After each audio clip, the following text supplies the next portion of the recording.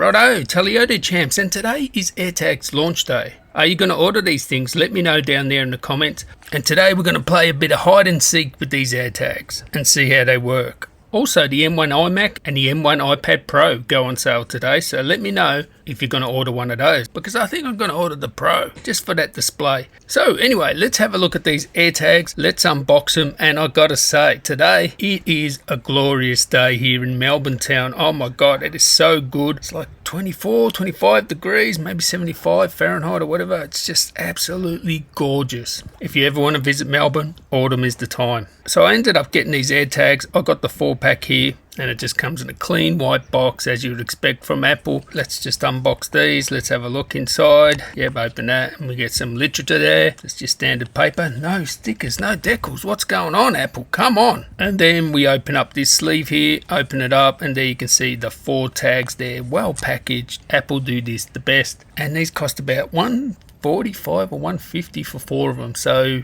they're more expensive than tile, and you have to buy an accessory too, right? These tags are sort of like useless on their own. You're gonna have to buy like a keychain sort of, holder there, whereas a tile, you just connect it to your keys and you're good to go because it has that hole there. So if you have a closer look at it here, there you can see it, that beautiful sort of metal finish there, nice and shiny, done the way Apple do it. It looks good. Design is really good, and if you turn it around, it's white plastic on the back. I guess white is really good because it can stand out, and the shiny side is really good. These are bright white, silver. You're going to spot them, easy to find. Now let's see about changing this battery. And now to change the battery, all you do is push in on the metal and twist. That's it, twist. I'm twisting anti-clockwise here, and it just popped out. I wonder if that will happen over time. They'll just come apart, because it seemed very easy to pop that out. Now you can see the CR2 battery there, Panasonic battery, and it's easy to change. It will be interesting to see how long they last. So now let's pair it up with the phone. Now to pair it up with the phone, all I done is actually put it next to the phone, and it come up on the phone. It said AirTag. So yeah,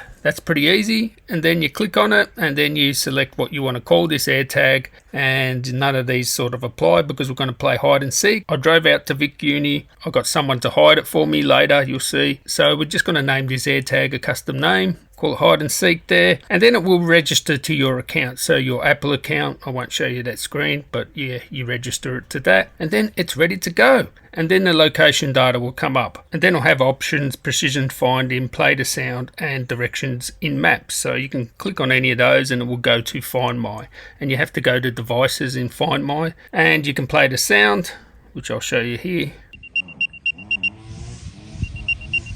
That is sound when you play it. It's pretty ear-piercing. It's not the loudest thing out there, but yeah. And then you can try and do location tracking. Like if you're within sort of 5 meters or something, you'll be able to get a precise location. So we're talking, you'll be able to find it. But the thing is, can we actually find it just by chucking it somewhere and having a look and going 50 meters away? Can we actually find it? Well, let's find out. So you have to go to items, not devices, when you're looking for it in the Find Me app. Once you click on items, you click on which one you want to find. So I'll click on this one, hide and seek here. And all we see is sort of like a map of where it is, right? And just general map. And you can see where I am, and you can see where the device is. Now playing it, it won't play because I'm I'm not that close to it. Really, this is really still going to be hard to find because I'm in the area where it is now, but I don't know precisely where it is, so all I'm doing is circling around and walking around hoping that it will just get in Bluetooth range where I can ping it. And at the moment it's not, so I'm playing the sound. It's not letting me play the sound because I'm too far away. So